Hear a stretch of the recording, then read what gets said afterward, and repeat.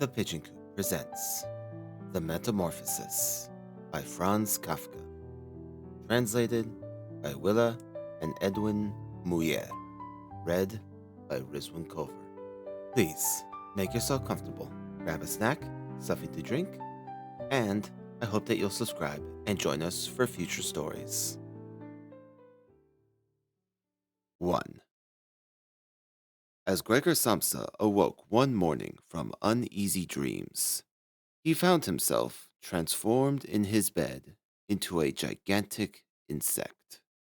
He was lying on his hard, as it were armor plated, back, and when he lifted his head a little, he could see his dome like brown belly divided into stiff, arced segments, on top of which the bed quilt could hardly keep in position and was about to slide off completely.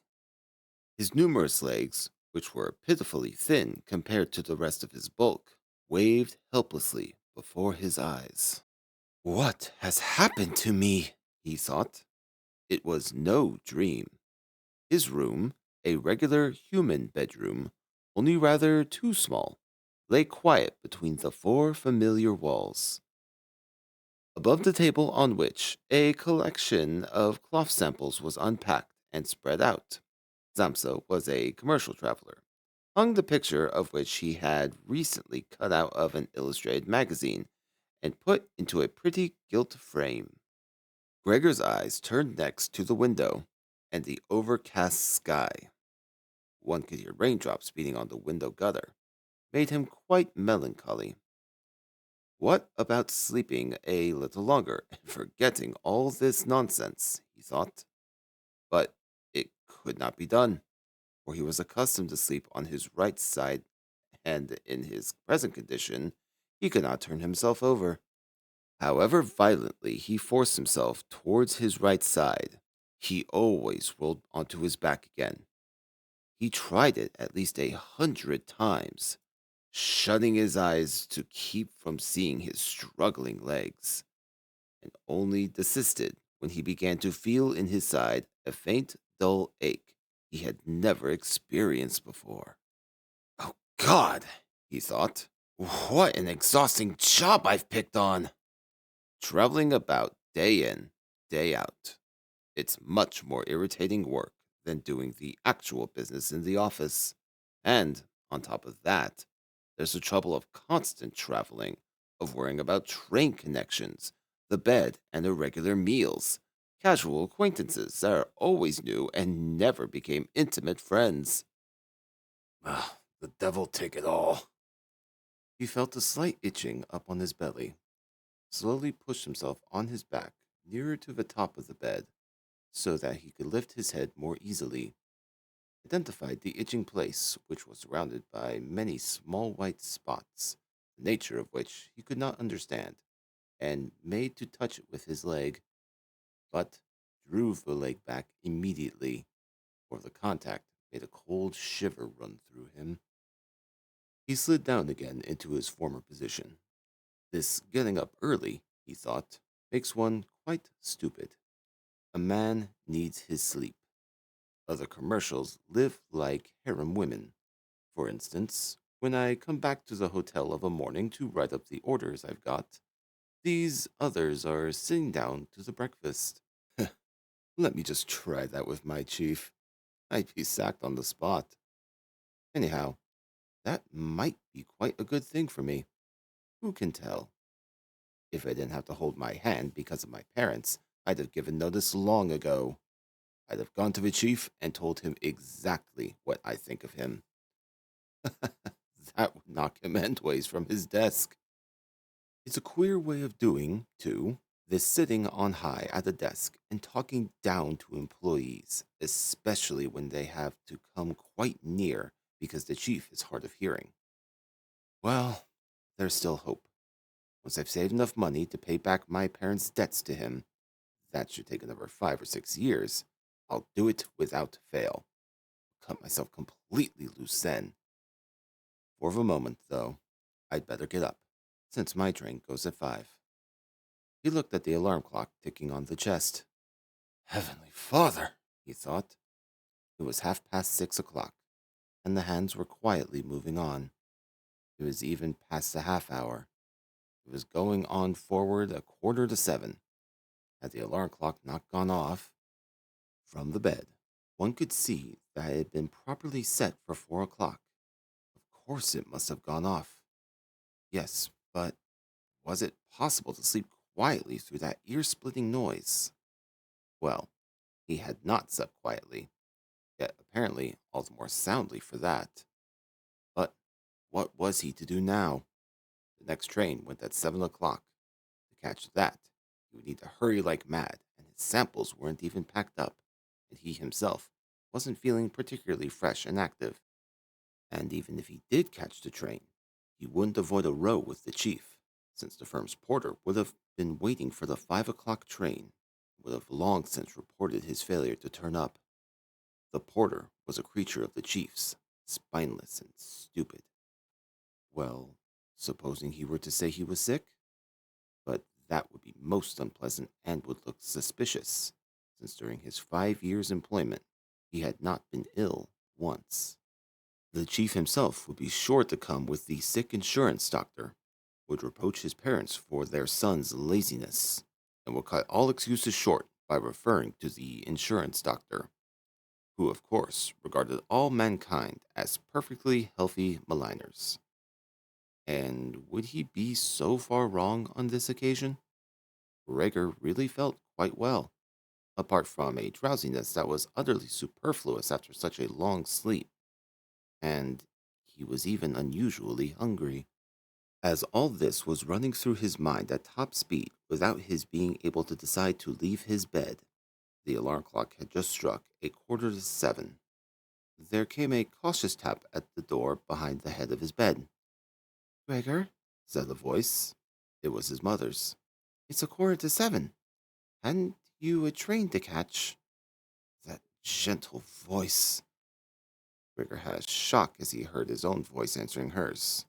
Unmistakably his own voice, it was true, but with a persistent, horrible, twittering squeak behind it, like an undertone, which left the words in their clear shape only for the first moment, and then rose up, reverberating around them to destroy their sense, so that one could not be sure he had heard them right. Gregor wanted to answer at length and explain everything, but in the circumstances he confined himself to saying, "Yes, yes, thank you, mother. I'm getting up now." The wooden door between them must have kept the change in his voice from being noticeable outside, for his mother contented herself with this statement and shuffled away. Yet, this brief exchange of words had made the other members of the family aware that Gregor was still in the house, as they had not expected, and at one of the side doors his father was already knocking, gently, yet with his fist. "Gregor, Gregor," he called. "What's the matter with you?" And after a little while, he called again in a deeper voice. "Gregor, Gregor." At the other side of the door, his sister was yelling in a low, plaintive tone, "Gregor, aren't you well? Are you needing anything?" He answered them both at once. "I'm just ready," and did his best to make his voice sound as normal as possible by enunciating the words very clearly and leaving long pauses between them. So his father went back to his breakfast, but his sister whispered, "Gregor, open the door. Do." However, he was not thinking of opening the door, and felt thankful for the prudent habit he had acquired in traveling of locking all doors during the night, even at home. His immediate intention was to get up quietly, without being disturbed, to put on his clothes, and above all else eat his breakfast, and only then consider what else was to be done, since in bed, he was well aware, his meditations would come to no sensible conclusion. He remembered that often enough in bed he had felt small aches and pains, probably caused by awkward postures, which had proved purely imaginary once he got up, and he looked forward eagerly to seeing this morning's delusions gradually fall away. that the change in his voice was nothing but the precursor of a severe chill, a standing ailment of commercial travelers. He had not the least possible doubt. To get rid of the quilt was quite easy. He had only to inflate himself a little, and it fell off by itself. But the next move was difficult, especially because he was so uncommonly broad. He would have needed arms and hands to hoist himself up. Instead, he had only numerous little legs, which had never stopped waving in all directions, and which he could not control in the least. When he tried to bend one of them, it was the first to stretch itself straight. And did he succeed at last in making it do what he wanted? All the other legs, meanwhile, waved the more wildly in a high degree of unpleasant agitation. "But what's the use of lying idle in bed?" said Gregor to himself. He thought that he might get out of bed with the lower part of his body first. But this lower part, which he had not yet seen, and of which he could form no clear conception, proved too difficult to move. It shifted so slowly, and when finally, almost wild with annoyance, he gathered his forces together and thrust out recklessly, he had miscalculated the direction and bumped heavily against the lower end of the bed, and the stinging pain he felt informed him that precisely this lower part of his body was at the moment probably the most sensitive. So he tried to get the top part of himself out first, and cautiously moved his head toward the edge of the bed. That proved easy enough, and despite its breadth and massive bulk of his body, at last slowly followed the movement of his head. Still, when he finally got his head free over the edge of the bed, he felt too scared to go on advancing, for, after all, if he let himself fall in this way, it would take a miracle to keep his head from being injured, and at all cost, he must not lose consciousness now, precisely now. He would rather stay in bed. But when, after a repetition of the same efforts, he lay in his former position again, sighing, and watched his little legs struggling against each other more wildly than ever, if that were possible, and saw no way of bringing any order into this arbitrary confusion, he told himself again that it was impossible to stay in bed, and that the most sensible course was to risk everything for the smallest hope of getting away from it. At the same time, he did not forget to remind himself occasionally that cool reflection, the coolest possible, was much better than desperate resolves.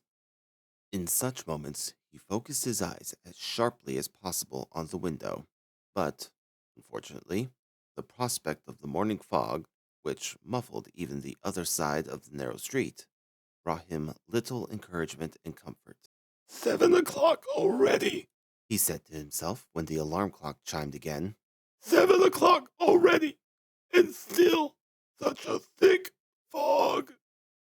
And for a little while he lay quiet, breathing lightly, as if perhaps experiencing such complete repose to restore all things to their real and normal condition. But then he said to himself, "Before it strikes 7:15, I must be quite out of this bed, without fail. Anyhow, by that time, someone will have come from the office to ask for me, since it opens before 7." And he set himself to rocking his whole body at once in a regular rhythm, with the idea of swinging it out of the bed. If he tipped himself out in that way, he could keep his head from injury by lifting it at an acute angle when he fell. His back seemed to be hard, and was not likely to suffer from a fall on the carpet. His biggest worry was the loud crash he would not be able to help making, which would probably cause anxiety, if not terror, behind all the doors. Still, he must take the risk. When he was already half out of the bed, the new method was more a game than an effort. for he needed only to hitch himself across by rocking to and fro. It struck him how simple it would be if he could get help. Two strong people, he thought of his father and the servant girl, would be amply sufficient. They would only have to thrust their arms under his convex back, lever him out of the bed, bend down with their burden, and then be patient enough to let him turn himself right over onto the floor, where it was to be hoped his legs would then find proper function. Well, ignoring the fact that the doors were all locked, ought he really to call for help? In spite of his misery, he could not suppress a smile at the very idea of it. He had got so far that he could barely keep his equilibrium when he rocked himself strongly, and he would have to nerve himself very soon for the final decision, since in 5 minutes' time it would be 7:15 when the front doorbell rang. "There's someone from the office," he said to himself, and grew almost rigid, with his little legs only jiggled about all the faster. For a moment, everything stayed quiet. "They're not going to open the door," said Gregor to himself, catching at some kind of irrational hope. But then, of course, the servant girl went as usual to the door, with her heavy tread, and opened it.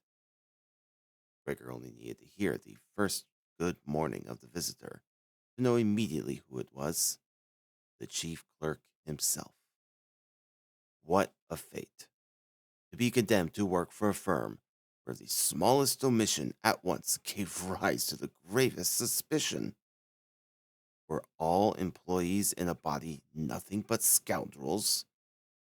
Was there not among them one single loyal, devoted man who, had he not wasted only an hour or so of the firm's time in the morning, was so tormented by conscience as to be driven out of his mind and actually incapable of leaving his bed? Wouldn't it really have been sufficient to send an apprentice to inquire, if any inquiry were necessary at all? Did the chief clerk himself have to come and thus indicate to the entire family, an innocent family, that this suspicious circumstance could be investigated by no one less versed in affairs than himself? And more through the agitation caused by these reflections than through any act of will, Gregor swung himself out of bed with all his strength. There was a loud thump, but it was not really a crash. His fall was broken to some extent by the carpet. His back, too, was less stiff than he thought, and so it was merely a dull thud. Not so very startling, only he had not lifted his head carefully enough and had hit it. He turned it and rubbed it on the carpet in pain and irritation. "That was something falling down in there," said the chief clerk in the next room to the left. Gregor tried to suppose to himself that something like what had happened to him today might someday happen to the chief clerk. One really could not deny that it was possible. But, as if in brusque reply to the supposition, the chief clerk took a couple of firm steps in the next door room, and his patent leather boots creaked. From the right hand room, his sister was whispering to inform him of the situation. "Gregor, the chief clerk's here." "I know," Gregor muttered to himself, but he didn't dare make his voice loud enough for his sister to hear it. "Gregor," said his father now from the left hand room, "the chief clerk has come and wants to know why you didn't catch the early train. We don't know what to say to him. Besides, he wants to talk to you in person. So open the door, please. You will be good enough to excuse the untidiness of your room. Good morning, Mr. Samsa," the chief clerk was calling amiably meanwhile. "He's not well," said his mother to the visitor, while his father was still speaking through the door. "He's not well, sir, believe me. What else would make him miss the train? The boy thinks about nothing but his work. Makes me almost cross the way he never goes out in the evenings. He's been here the last 8 days, and stayed at home early every single morning. He just sits there quietly at the table reading a newspaper or looking through the railway timetables. The only amusement he gets is during fretwork. For instance, he spent 2 or 3 evenings cutting out a little picture frame. You would be surprised to see how pretty it is. It's hanging in his room. You'll see it in a minute when Gregor opens the door. I must say, I'm glad you've come, sir. We should never have got him to unlock the door by ourselves. He's so obstinate. And I'm sure he's unwell, though he wouldn't have it be so this morning. I'm just coming, said Gregor slowly and carefully, not moving an inch for fear of losing one word of the conversation. I can't think of any other explanation, madam, said the chief clerk. I hope it's nothing serious, although, on the other hand, I must say that we men of business, fortunately or unfortunately, very often simply have to ignore any slight indisposition, since business must be attended to. Well, can the chief clerk come in now? Asked Gregor's father impatiently, again knocking on the door. No, said Gregor. In the left-hand room, a painful silence followed this refusal. In the right-hand room, his sister began to sob. Why didn't his sister join the others? She was probably newly out of bed and hadn't even begun to put on her clothes yet. Well, why was she crying? Because he wouldn't get up and let the chief clerk in. Because he was in danger of losing his job, and because the chief clerk would begin dunning his parents again for old debts? Surely, these were things one didn't need to worry about for the present. Gregor was still at home, and not in the least thinking of deserting the family. At the moment, true, he was lying on the carpet, and no one knew the condition he was in could seriously expect him to admit the chief clerk. But for such a small discourtesy, which could plausibly be explained away somehow later on, Gregor could hardly be dismissed on the spot, and it seemed to Gregor that it would be much more sensible to leave him in peace for the present than to trouble him with tears and entreaties. Still, of course, their uncertainty bewildered them all and excused their behavior. Mr. Samsa, the chief clerk called now in a louder voice, what's the matter with you? Here you are, barricading yourself in your room, giving only yes and no for answers, causing your parents a lot of unnecessary trouble, and neglecting, I mention this only in passing, neglecting your business duties in an incredible fashion. I am speaking here in the name of your parents and of your chief, and I beg you, quite seriously, to give me an immediate and precise explanation. Ah, you amaze me, you amaze me. I thought you were a quiet, dependable person, and now all at once you seem bent on making a disgraceful exhibition of yourself. The chief did hint to me early this morning a possible explanation for your disappearance, with reference to the cash payments that were entrusted to you recently, but I almost pledged my solemn word of honor that this could not be so. But now that I see how incredibly obstinate you are, I no longer have the slightest desire to take your part at all, and your position in the firm is not so unassailable. I came with the intention of telling you all this in private, but since you are wasting my time so needlessly, I don't see why your parents shouldn't hear it too. For some time past, your work has been most unsatisfactory. This is not the season of the year for a business boom, of course, we admit that, but a season of the year for doing no business at all. That does not exist, Mr. Samsa. Must not exist. But, sir, cried Gregor, beside himself and in his agitation forgetting everything else. I'm just going to open the door this very minute. A slight illness, an attack of giddiness, has kept me from getting up. I'm still lying in bed, but I feel all right again. I'm getting out of bed now. Just Give me a moment or two longer. I'm not quite so well as I thought, but I'm all right, really. How a thing like that can suddenly strike one down. Only last night I was quite well. My parents can tell you. Or rather, I did have a slight presentiment. I must have shown some sign of it. Why didn't I report it at the office? But one always thinks that an indisposition can be got over without staying in the house. Oh, sir, do spare my parents. All that you're reproaching me with now has no foundation. No one has ever said a word to me about it. Perhaps you haven't looked at the last orders I sent in. Anyhow, I can still get the 8 o'clock train. I'm much better for my few hours' rest. Don't let me detain you here, sir. I'll be attending to business very soon. And do be good enough to tell the chief so and to make my excuses to him. And while all this was tumbling out pell-mell, and Gregor hardly knew what he was saying, he had reached the chest quite easily, perhaps because of the practice he had had in bed, and was now trying to lever himself upright by means of it. He meant actually to open the door, actually to show himself and speak to the chief clerk.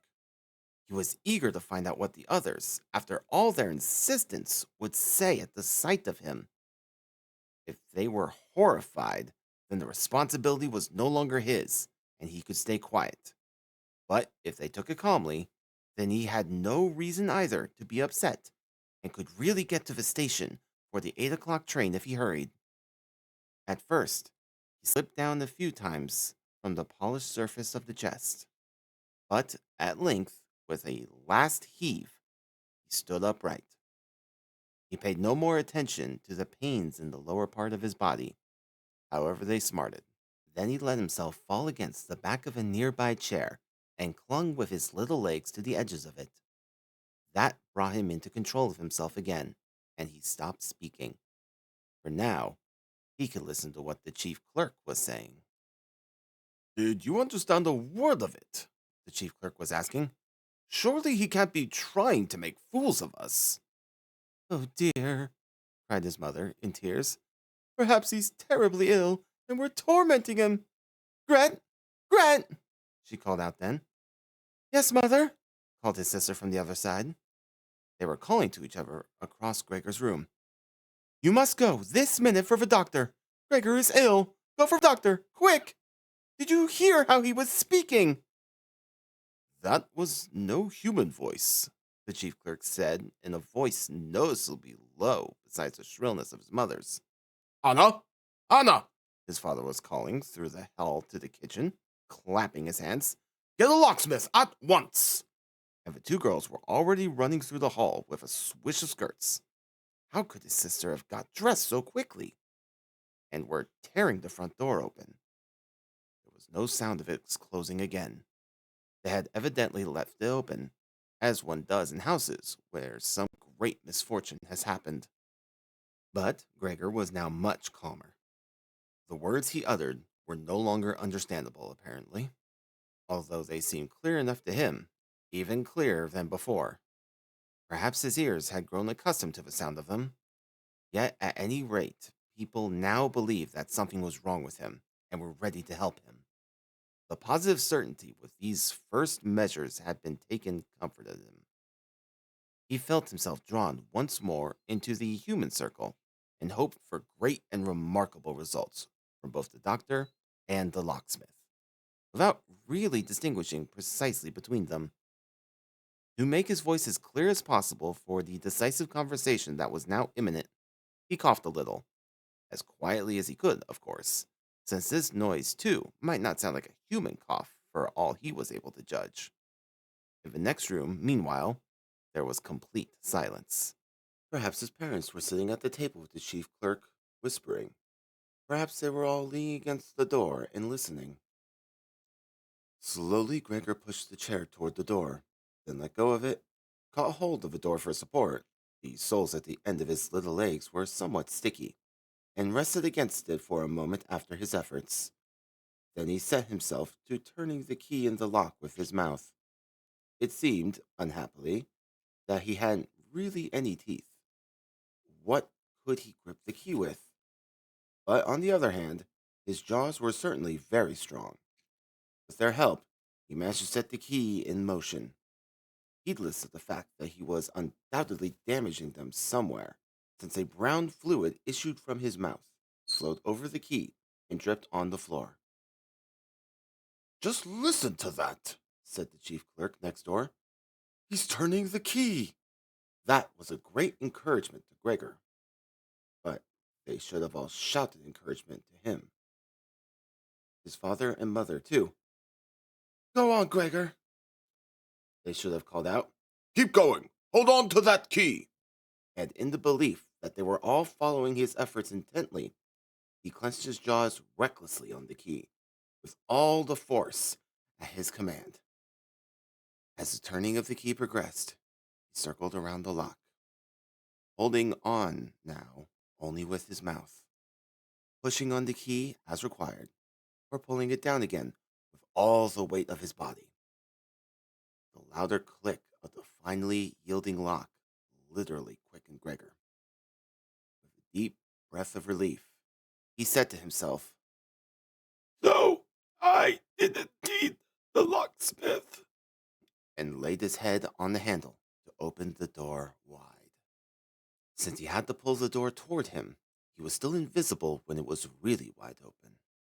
He had to edge himself slowly around the near half of the double door, and to do it very carefully if he was not to fall plump on his back just on the threshold.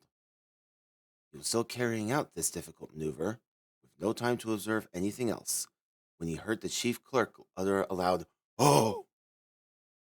It sounded like a gust of wind, and now he could see the man, standing as he was nearest to the door, clapping one hand before his open mouth and slowly backing away, as if driven by some invisible steady pressure. His mother, in spite of the chief clerk's being there, her hair was still undone and sticking up in all directions, first clasped her hands and looked at his father, then took 2 steps toward Gregor and fell on the floor among her outspread skirts, her face quite hidden on her breast. His father nodded his fist with a fierce expression on his face, as if he meant to knock Gregor back into his room. Then looked uncertainly around the living room, covered his eyes with his hands, and wept till his great chest heaved. Gregor did not go into the living room, but leaned against the inside of the firmly shut wing of the door, so that only half his body was visible, and his head above it, bending it sideways to look at the others. The light had meanwhile strengthened. On the other end of the street, one could see clearly a section of the endlessly long, dark gray building opposite. It was a hospital, abruptly punctuated by its row of regular windows. The rain was still falling, but only in large, singly discernible and literally singly splashing drops. The breakfast dishes were set out on the table lavishly, for breakfast was the most important meal of the day to Gregor's father, who lingered it out for hours over various newspapers. Right opposite Gregor, on the wall, hung a photograph of himself in military service, as a lieutenant, hand on sword, a carefree smile on his face, inviting one to respect his uniform and military bearing. The door leading to the hall was open, and one could see that the front door stood open too, showing the landing beyond and the beginning of the stairs going down. Well, Said Gregor, knowing perfectly that he was the only one who had retained any composure. I'll put my clothes on at once, pack up my samples, and start off. Will you only let me go? You see, sir, I'm not obstinate, and I'm willing to work. Tra- Traveling is a hard life, but I couldn't live without it. Where are you going, sir? To the office? Yes, Will you give a true account of all this? One can be temporarily incapacitated, but that's just a moment for remembering former services and bearing in small mind that later on, when the incapacity has been got over, one will certainly work with all the more industry and concentration. I'm loyally bound to serve the chief, and you know that very well. Besides, I have to provide for my parents and my sister. I'm in great difficulties, but I'll get out of them again. Don't make things any worse for me than they are. Stand up for me in the firm.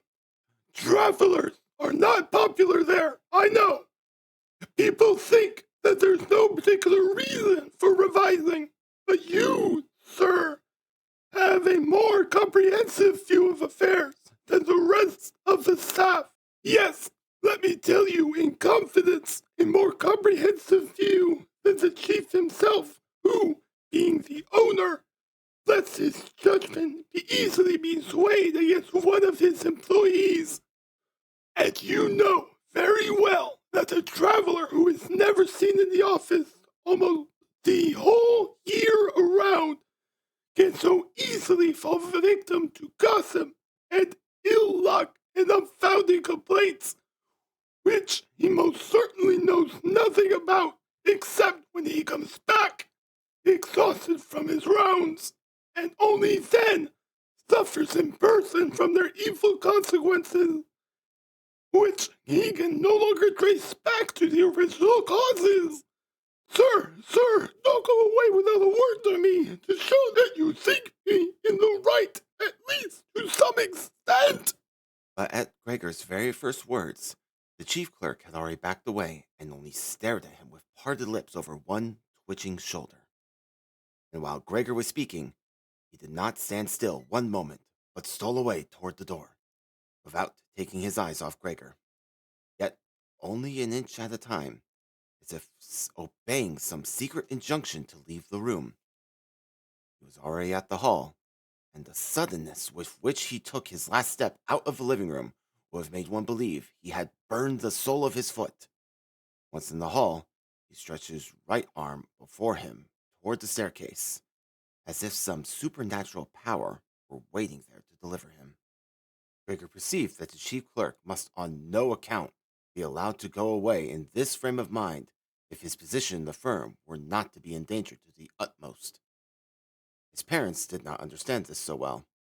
They had convinced themselves in the course of years that Gregor was settled for life in this firm, and besides, they were so preoccupied with their immediate troubles that all foresight had forsaken them.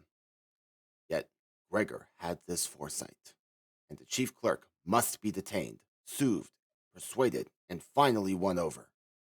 The whole future of Gregor and his family depended on it. If only his sister had been there. She was intelligent. She had begun to cry while Gregor was still lying quietly on his back, and no doubt the chief clerk, so partial to ladies, would have been guided by her. She would have shut the door on the flat, and in the hall talked him out of his horror.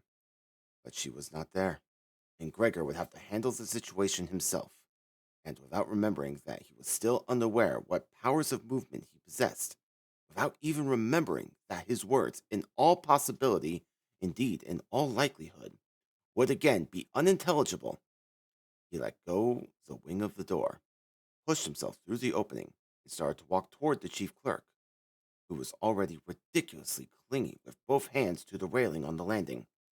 But immediately, as he was feeling for a support, he fell down with a little cry upon all his numerous legs. Hardly was he down when he experienced for the first time this morning a sense of physical comfort. His legs had firm ground under them, and they were completely obedient, as he noted with joy.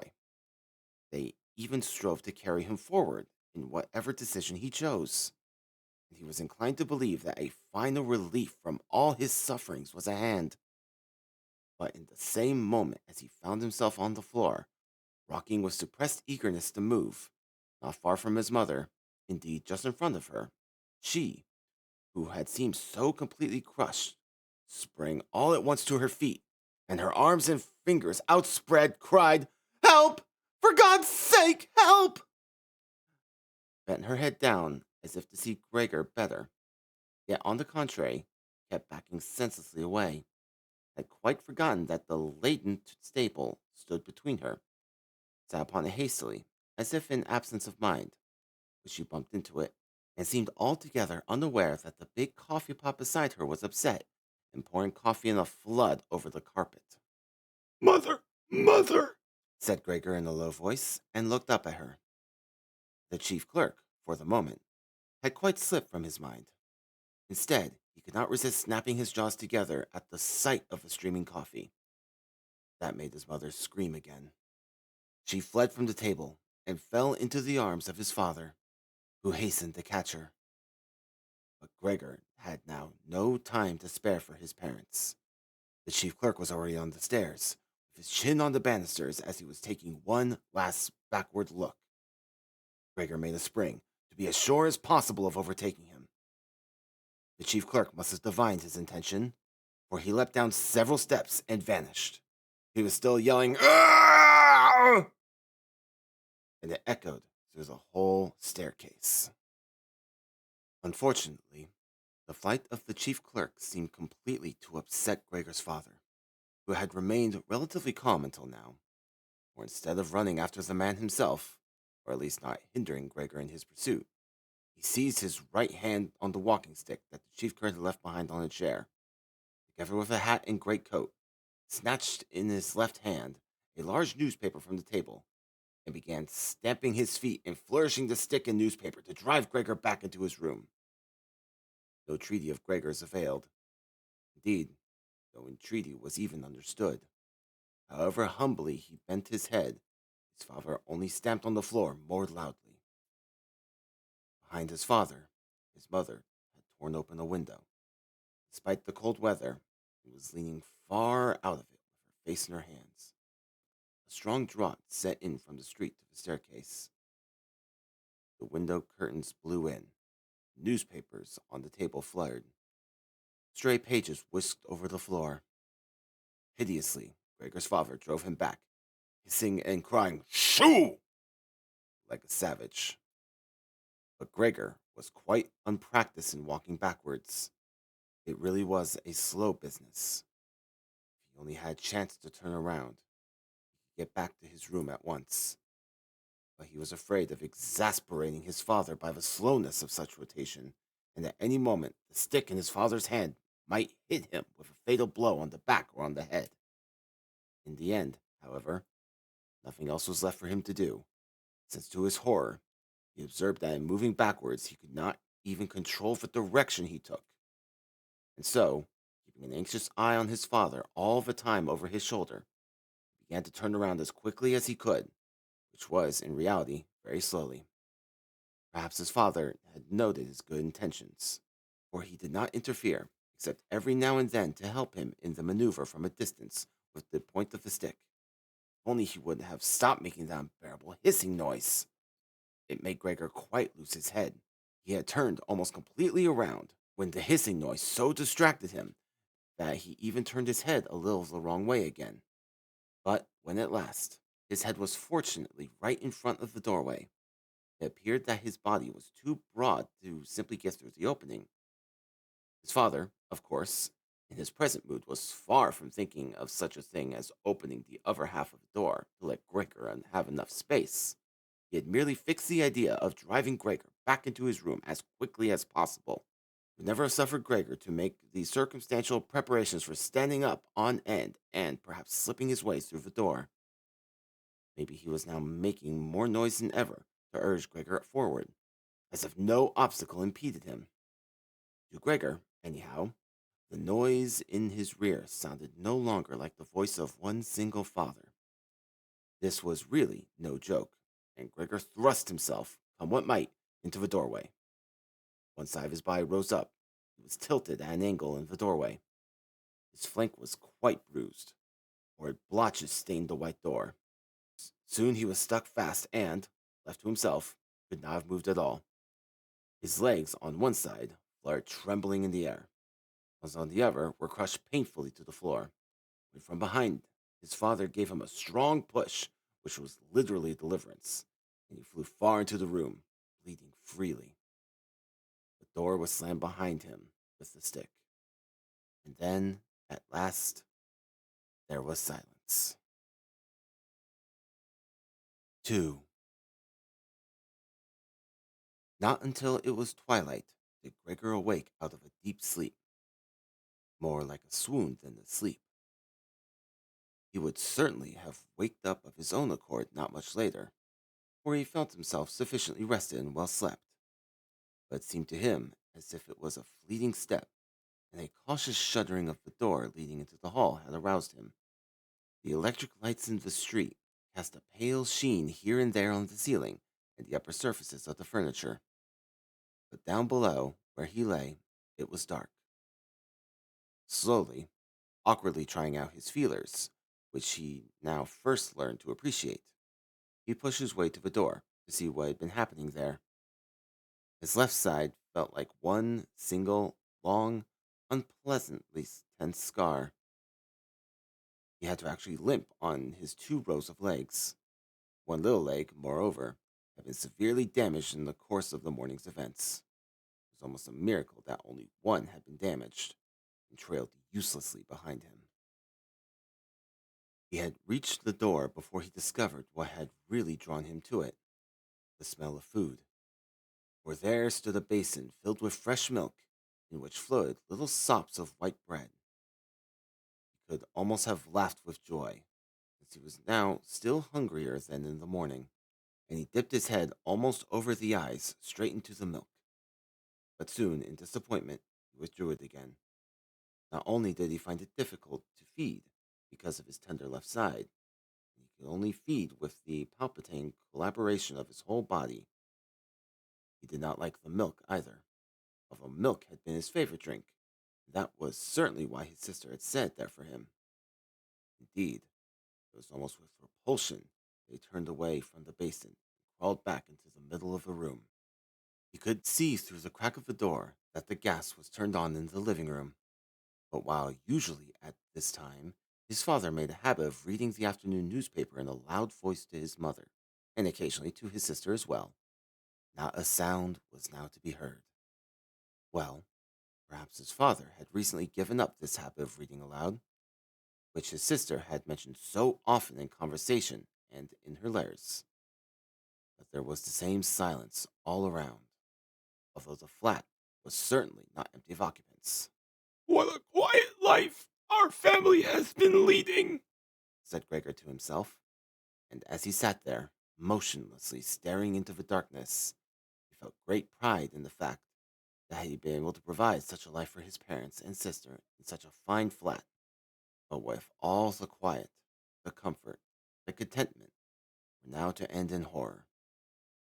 To keep himself from being lost in such thoughts, Gregor took refuge in movement and crawled up and down the room.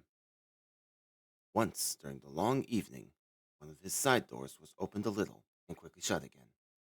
Later, the other door too. Someone had apparently wanted to come in and then thought better of it. Gregor now stationed himself immediately before the living room door, determined to persuade any hesitating visitor to come in, or at least to discover who it might be. But the door was not opened again, and he waited in vain. In the early morning, when the doors were locked, they had all wanted to come in. Now that he had opened one door, and the other had apparently been opened during the day, no one came in, and even the keys were on the other side of the doors. It was late at night before the gas went out in the living room, and Gregor could easily tell that his parents and his sister had all stayed awake until then, for he could easily hear the 3 of them stealing away on tiptoe. No one was likely to visit him, not until the morning, that was certain, so he had plenty of time to meditate at his leisure on how he was to arrange his life afresh. But the lofty, empty room in which he had to lie flat on the floor filled him with an apprehension he could not account for, since it had been his very own room for the past 5 years. With a half conscious action, Not without a slight feeling of shame. He sculled under the sofa, where he felt comfortable at once, although his back was a little cramped and he could not lift his head up. His only regret was that his body was too broad to get the whole of it under the sofa. He stayed there all night, spending the time partly in a light slumber, from which his hunger kept waking him with a start, and partly in worrying and sketching vague hopes, which all led to the same conclusion: that he must lie low for the present, and, by exercising patience and the utmost consideration, help the family to bear the inconvenience he was bound to cause them in his present condition. Very early in the morning, it was still almost night, Gregor had the chance to test the strength of his new resolutions, for his sister, nearly fully dressed, opened the door from the hall and peered in. She did not see him at once, yet when she caught sight of him under the sofa, well, he had to be somewhere. He couldn't have flown away, could he? She was so startled that without being able to help it, she slammed the door shut again. As if regretting her behavior, she opened the door again immediately and came in on tiptoe. As if she were visiting. Gregor had pushed his head forward to the very edge of the sofa and watched her, but she noticed that he had left the milk standing, and not for lack of hunger. And would she bring in some other kind of food more to his taste? She did not do it of her own accord. He would rather starve than draw her attention to the fact. Although he felt a wild impulse to dart out from under the sofa, throw himself at her feet, and beg her for something to eat. But his sister at once noticed, with surprise, that the basin was still full, except for a little milk that had been spilled all around it. She lifted it immediately, not with her bare hands, true, but with a cloth, and carried it away. Gregor was wildly curious to know what she would bring instead, and made various speculations about it. Yet what she actually did next, in the goodness of her heart, he could never have guessed at. To find out what he liked, she brought him a whole selection of food, all set out on an old newspaper. There were old, half decayed vegetables, bones from last night's supper, covered with a white sauce that had thickened, some raisins and almonds, a piece of cheese that Gregor would have called uneatable 2 days ago, a dry roll of bread, and a roll both buttered and salted. Besides all that, she set down again the same basin, into which she had poured some water, and which was apparently to be reserved for his exclusive use. And with fine tact, knowing that Gregor would not eat in her presence, she withdrew quickly and even turned the key, to let him understand that he could take his ease as much as he liked. Gregor's legs all whizzed towards the food. His wounds must have healed completely, moreover, for he felt no disability, which amazed him and made him reflect how more than a month ago he had cut one finger a little with a knife and had still suffered pain from the wound only the day before yesterday. Am I less sensitive now? He thought, and sucked greedily at the cheese, which, above all the other edibles, attracted him at once and strongly. One after another, with tears of satisfaction in his eyes, he quickly devoured the cheese, the vegetables, and the sauce. The fresh food, on the other hand, had no charms for him.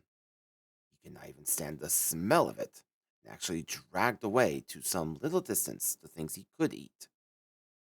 He had long finished his meal, and was only lying lazily on the same spot when his sister turned the key again slowly as a sign for him to retreat. That roused him at once. Although he was nearly asleep, he hurried under the sofa again, but it took considerable self control for him to stay under the sofa. Even for the short time his sister was in the room, since the large meal had swollen his body somewhat, and he was so cramped he could hardly breathe. Slight attacks of breathlessness afflicted him, and his eyes were starting a little out of his head as he watched his unsuspecting sister sweeping together with a broom not only the remains of what he had eaten, even the things he had not touched, as if these were now of no use to anyone, and hastily shoveling it all into a bucket, which she covered with a wooden lid and carried away. Hardly had she turned her back when Gregor came from under the sofa and stretched and puffed himself out. In this manner, Gregor was fed, once in the early morning while his parents and the servant girl were still asleep, and second time after they had all had their midday dinner. For then his parents took a short nap, and the servant girl could be sent out on some errand or other by his sister. Not that they would have wanted him to starve, of course, but perhaps they could not have borne to know more about his feeding than from hearsay. Perhaps, too, his sister wanted to spare them such little anxieties wherever possible, since they had quite enough to bear with as it was. Under what pretext the doctor and the locksmith had been got rid of on that first morning, Gregor could not discover, for since what he said was not understood by the others, it never struck any of them, not even his sister, that he could understand what they said. And so whenever his sister came into his room, he had to content himself with hearing her utter only a sigh every now and then, and an occasional appeal to the saints.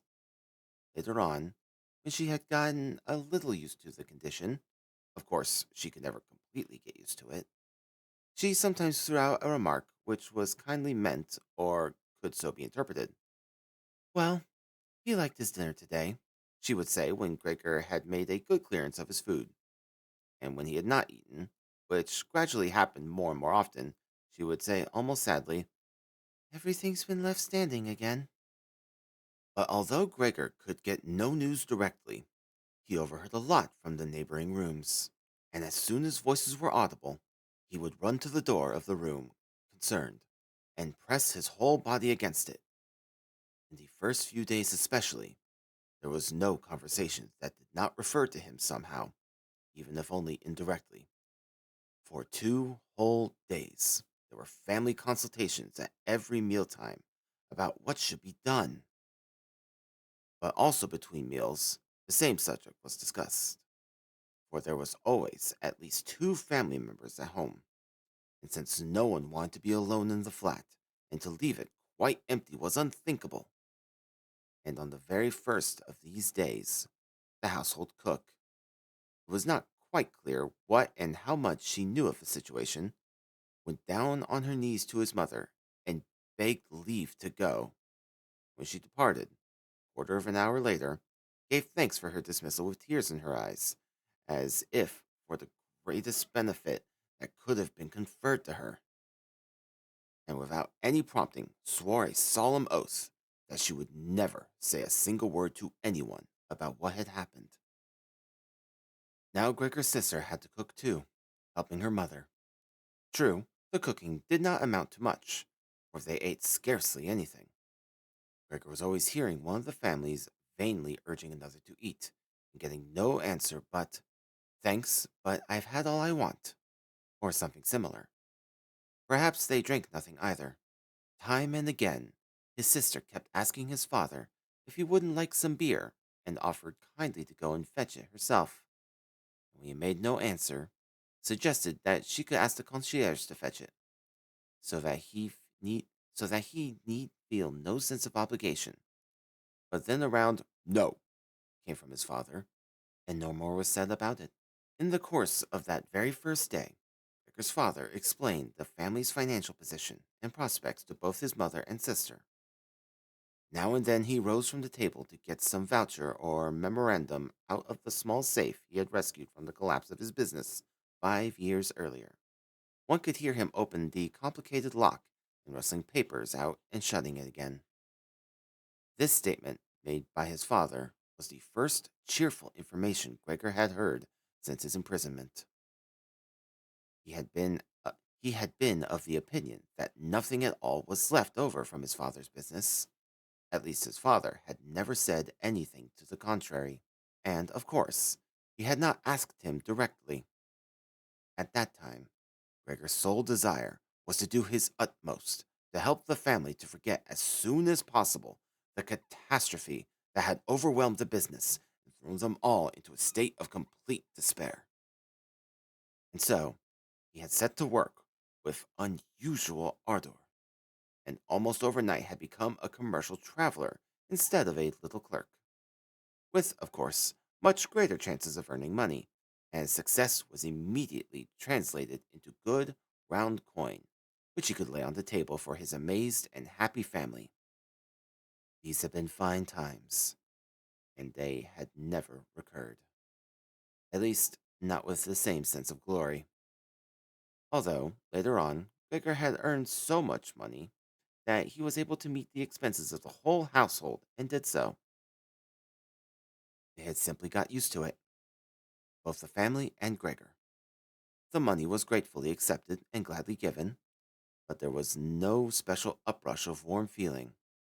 With his sister alone had he remained intimate, and it was a secret plan of his that she, who loved music unlike himself, and could play movingly on the violin, should be sent next year to study at the conservatorium, despite the great expense that would entail, which must be made up in some other way.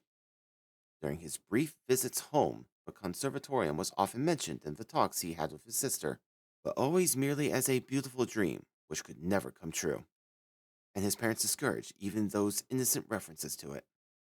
Yet Gregor had made up his mind firmly about it, and meant to announce the fact with due solemnity on Christmas Day. Such were the thoughts, completely futile in his present condition, that went through his head as he stood clinging upright to the door and listening. Sometimes, out of sheer weariness, he had to give up listening and let his head fall negligently against the door. But he always had to pull himself together again at once, for even the slight sound his head made was audible next door, and brought all conversation to a stop. "What can he be doing now?" his father would say after a little while, obviously turning toward the door, and only then would the interrupted conversation gradually be set going again. Gregor was now informed as amply as he could wish, for his father tended to repeat himself in his explanations, partly because it was a long time since he had handled such matters, and partly because his mother could not always grasp things at once. That a certain amount of investments, a very small amount it was true, had survived the wreck of their fortunes, and had even increased a little because the dividends had not been touched meanwhile. And besides that, the money Gregor brought home every month, he had kept only a few dollars for himself, had never been quite used up, and now amounted to a small capital sum. Behind the door, Gregor nodded his head eagerly, rejoiced at this evidence of unexpected thrift and foresight. True, he could have really paid off some more of his father's debts to the chief with this extra money, and so brought much nearer the day on which he could quit his job. But doubtless it was better the way his father had arranged it. Yet this capital was by no means sufficient to let the family live on the interest of it. For 1 year, perhaps, or at most two, they could live on the principal. That was all. It was simply a sum that ought not to be touched. It should be kept for a rainy day. Money for living expenses would have to be earned. Now his father was still hale enough, but an old man, and he had done no work for the past 5 years. He could not be expected to do much. During these 5 years, the first years of leisure in his laborious, though unsuccessful life, he had grown rather fat and become sluggish. And Gregor's old mother, how was she to earn a living with her asthma, which troubled her even when she walked through the flat, and kept her lying on the sofa every other day, panting for breath beside an open window? And was his sister to earn her bread, she, who was still a child of 17, and whose life hitherto had been so pleasant, consisting as it did in dressing herself nicely, sleeping long, helping in the housekeeping, going out for a few modest entertainments, and above all, playing the violin? At first, whenever the need for earning money was mentioned, Gregor let go of his hold on the door and threw himself down on the cool leather sofa beside it. He felt so hot with shame and grief. Often, he just lay there the long nights through without sleeping at all, scrabbling for hours on the leather. Or he nerved himself to the great effort of pushing an armchair to the window, then crawled up over the window sill and, braced against the chair, leaned against the window panes, obviously in some recollection of the sense of freedom that looking out of a window always used to give him.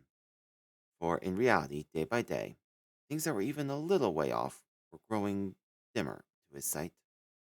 The hospital across the street, which used to execrate for being all too often before his eyes, was now quite beyond his range of vision, as if he had not known that he lived in Charlotte Street, a quiet street, but still a city street. He might have believed that his window gave on a desert waste where gray sky and gray land blended indistinguishably into each other. His quick witted sister only needed to observe twice that the armchair stood by the window. After that, whenever she had tidied the room, she always pushed the chair back to the same place at the window and even left the inner casements open. If he could have spoken to her and thanked her for all she had to do for him, he could have borne her ministrations better. As it was, they oppressed him. She certainly tried to make as light as possible of whatever was disagreeable in her task, and as time went on, she succeeded, of course, more and more. But time brought more enlightenment to Gregor, too. The very way she came in distressed him. Hardly was she in the room when she rushed to the window, without even taking time to shut the door. Hardly carefully as she was usually to shield the sight of Gregor's room from others, and as if she were almost suffocating, tore the casements open with hasty fingers, standing then in the open draught for a while, even in the bitterest cold, and drawing deep breaths. This noisy scurry of hers upset Gregor twice a day. He would crouch trembling under the sofa all the time, knowing quite well that she would certainly have spared him such a disturbance, as she found it at all possible to stay in his presence without opening the window.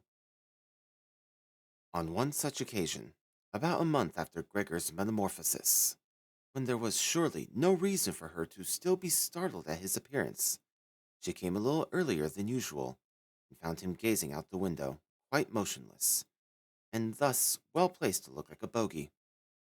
Gregor would not have been surprised had she not come in at all, for she could not immediately open the window while he was there. But not only did she retreat, she jumped back as if in alarm and banged the door shut. A stranger might well have thought that he had been lying in wait for her there, meaning to bite her. Of course, he hid himself under the sofa at once, but he had to wait until midday before she came in again, and she seemed more ill at ease than usual. This made him realize how repulsive the sight of him still was to her, and that it was bound to go on being repulsive. And what an effort it must cost her to not run away from even the sight of the small portion of his body that stuck out from under the sofa. In order to spare that, therefore, one day he carried a sheet on his back to the sofa. It cost him 4 hours' labor, and arranged it there in such a way as to hide him completely, so that if she were to bend down, she could not see him. Had she considered this sheet unnecessary, she certainly would have stripped it off the sofa again, for it was clear enough that this curtaining and confining of himself was not likely to conduce to Gregor's comfort. But she left it where it was, and Gregor even fancied that he caught a thankful glance from her eye when he lifted the sheet carefully up very little with his head to see how she was taking the new arrangement. For the first fortnight, his parents could not bring themselves to the point of entering his room, and he often heard them expressing their appreciation of his sister's activities, whereas formerly they had frequently scolded her for being, as they thought, a somewhat useless daughter. But now, both of them often waited outside the door, his father and his mother, while his sister tidied his room, and as soon as she came out, she had to tell them exactly how things were in the room, what Gregor had eaten, and how he had conducted himself this time, and whether there was not perhaps some slight improvement in his condition. His mother, moreover, began relatively soon to want to visit him, but his father and sister dissuaded her at first with arguments, which Gregor listened to very attentively and altogether approved. Later, however, she had to be held back by main force when she cried out, "Do let me into Gregor! He is my unfortunate son! Can't you understand that I must go to him?" Gregor thought that it might be well to have her come in. Not every day, of course, but perhaps once a week. She understood things after all.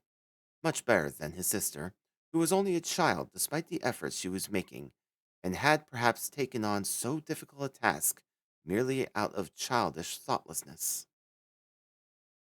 Gregor's desire to see his mother was soon fulfilled. During the daytime, he did not want to show himself at the window, out of consideration for his parents, but he could not crawl very far around the few square yards of floor space he had, nor could he bear lying quietly at rest during the night. While he was fast losing any interest he had ever taken in food, so that for mere recreation he had formed a habit of crawling crisscross over the walls and ceiling. He had especially enjoyed hanging suspended from the ceiling.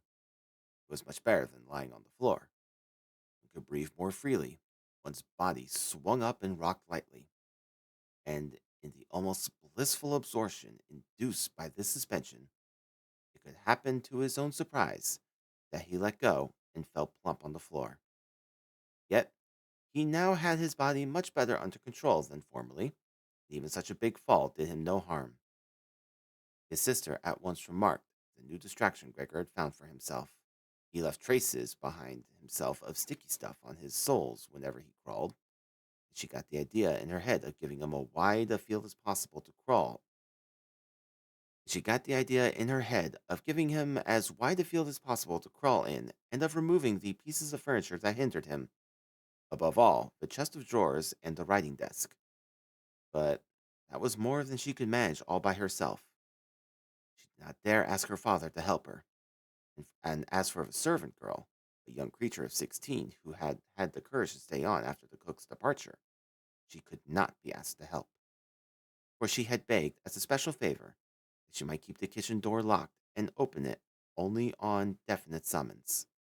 So there was nothing left but to apply to her mother at an hour when her father was out, and the old lady did come with exclamations of joyful eagerness, which, however, died away at the door of Gregor's room. Gregor's sister, of course, went in first to see that everything was in order before letting his mother enter. In great haste, Gregor pulled the sheet lower and rucked it more in folds so that it really looked as if it had been thrown accidentally over the sofa, and this time he did not peer out from under it. He renounced the pleasure of seeing his mother on this occasion. He was only glad she had come at all. "Come in. He's out of sight," said his sister, obviously leading her mother by the hand. Gregor could now hear the two women struggling to shift the heavy old chest from its place, and his sister claiming the greater part of the labor for herself, without listening to the admonitions of her mother, who feared she might overstrain herself. It took a long time. After at least a quarter an hour's struggling, After at least a quarter of an hour's tugging, his mother objected that the chest had better be left where it was.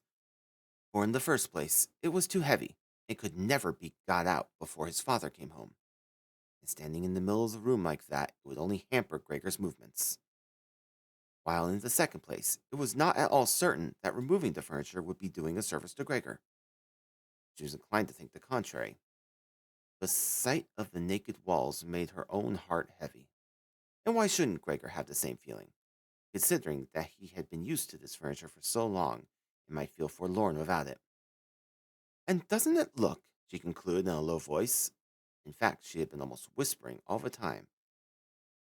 "And doesn't it look," she concluded in a low voice. In fact, she had been almost whispering all the time, as if to avoid letting Gregor, whose exact whereabouts she did not know, hear even the tones of her voice, for she was convinced that he could not understand her words. "Doesn't it look as if we were showing him, by taking away his furniture, that we have given up hope of his ever getting better, and just leaving him coldly to himself?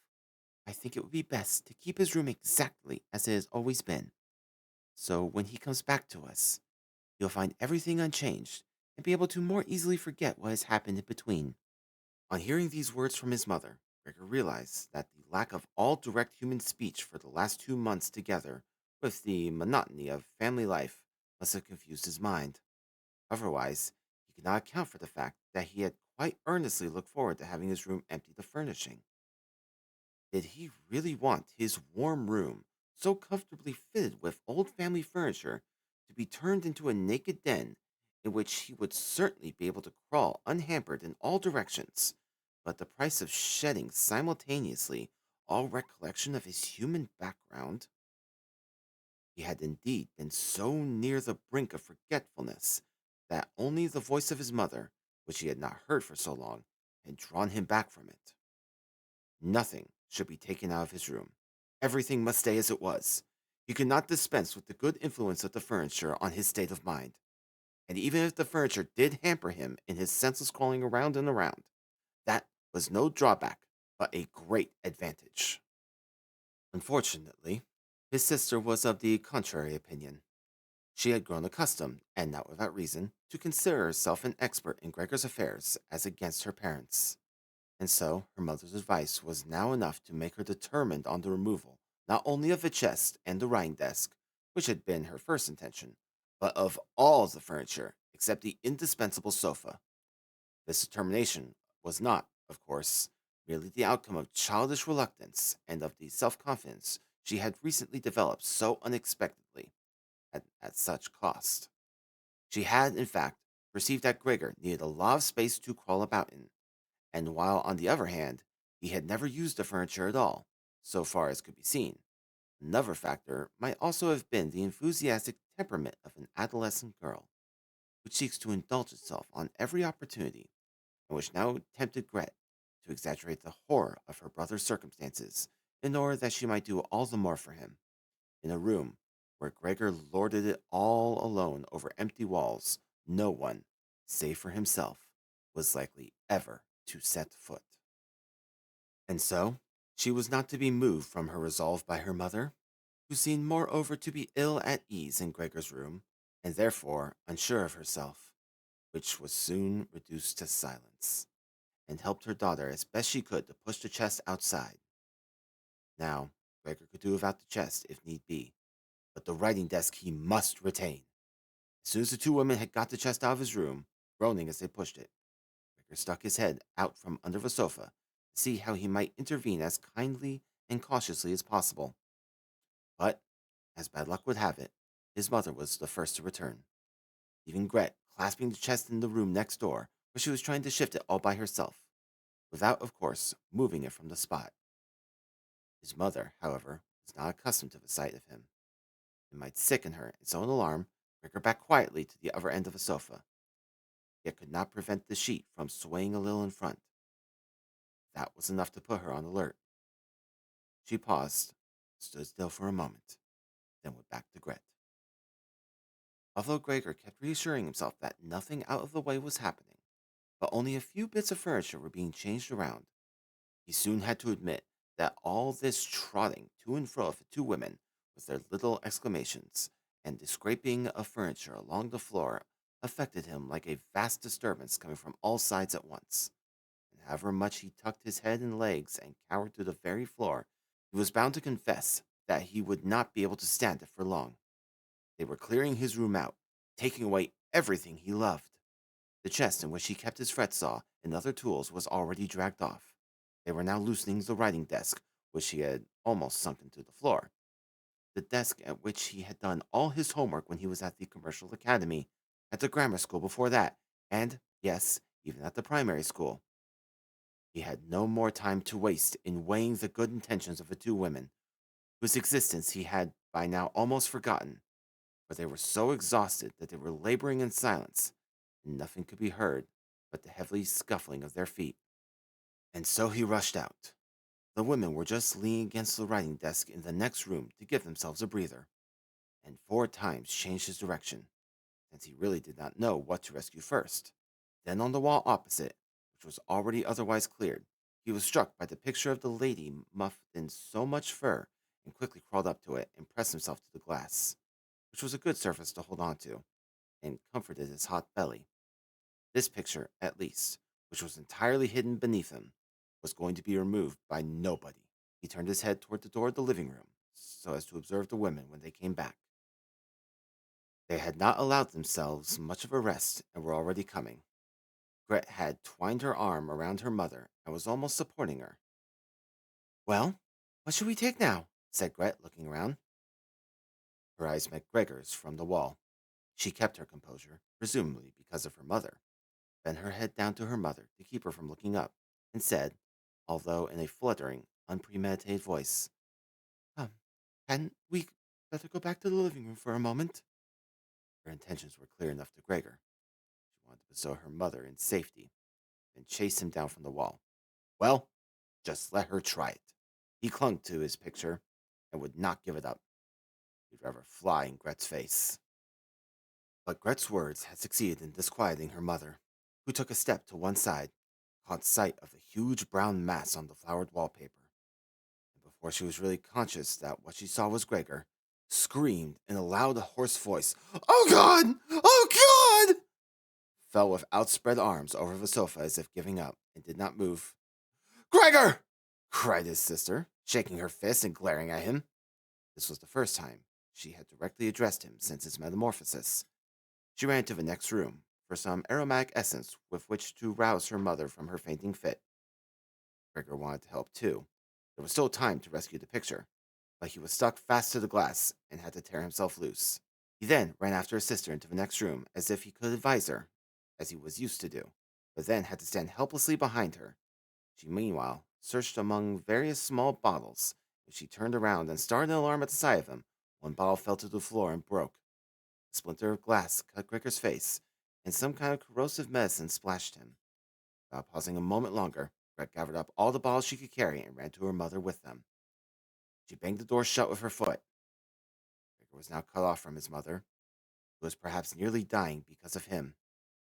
He dared not open the door for fear of frightening away his sister, who had to stay with her mother. There was nothing more he could do but wait.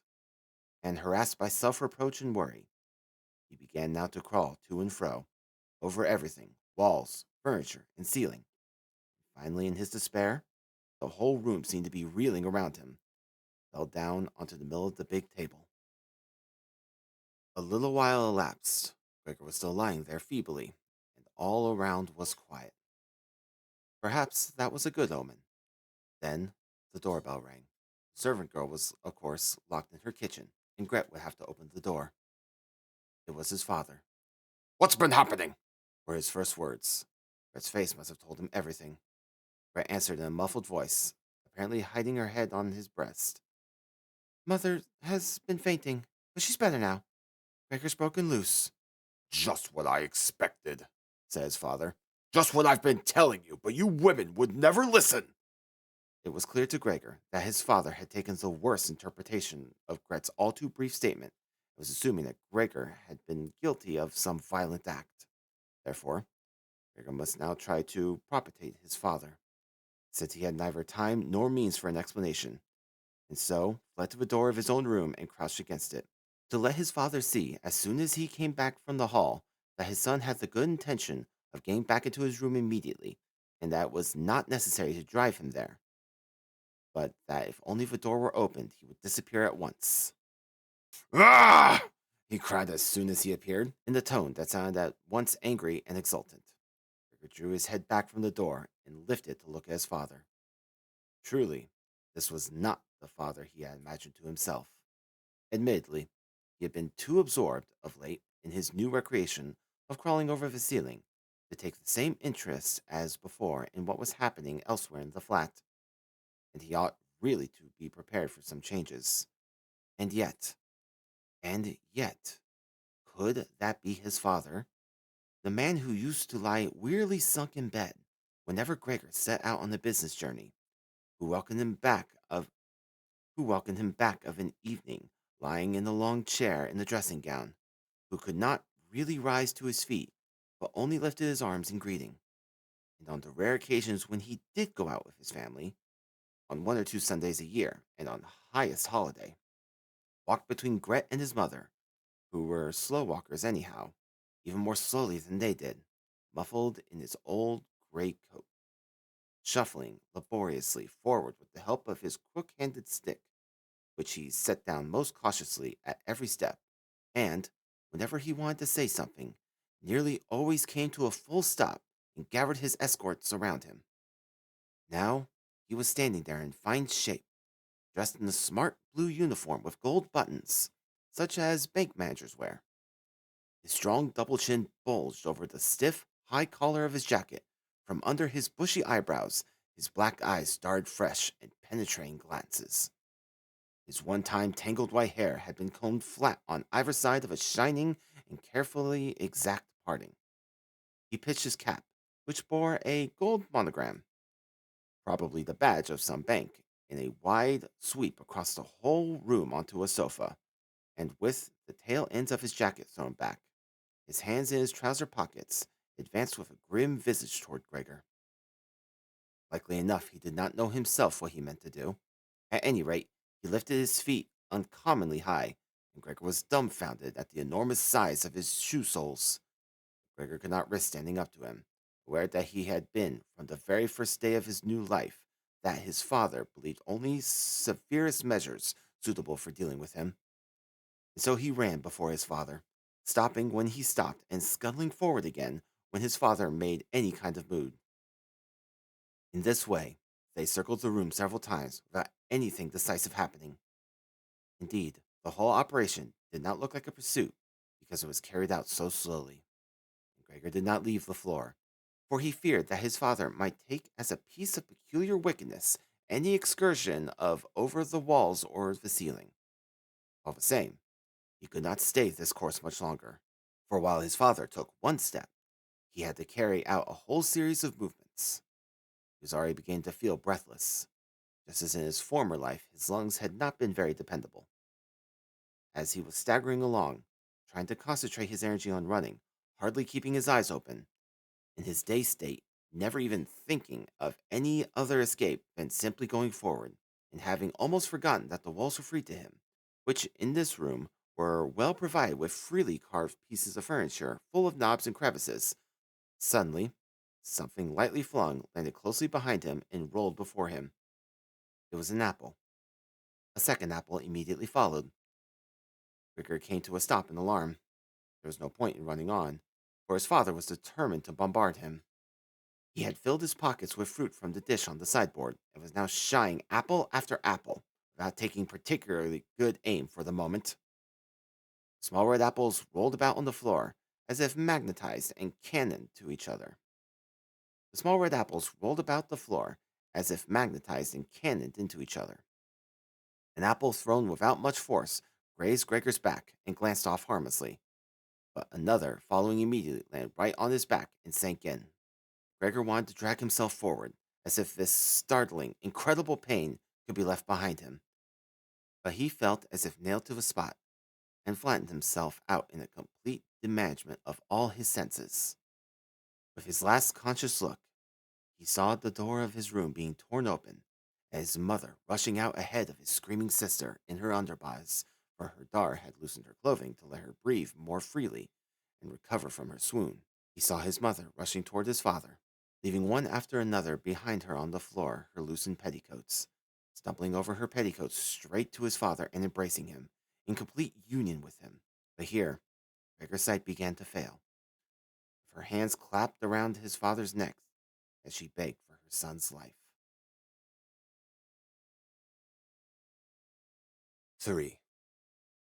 The serious injury done to Gregor, which disabled him for more than a month, the apple went on sticking in his body as a visible reminder, since no one ventured to remove it, seemed to have made even his father recollect that Gregor was a member of the family, despite his present unfortunate and repulsive shape, and ought not to be treated as an enemy. That, on the contrary, family duty required the suppression of disgust and the exercise of patience. Nothing but patience. And although his injury had impaired, probably forever, his powers of movement, and for the time being, it took him long, long minutes to creep across his room like an old invalid. There was no question now of crawling up the wall.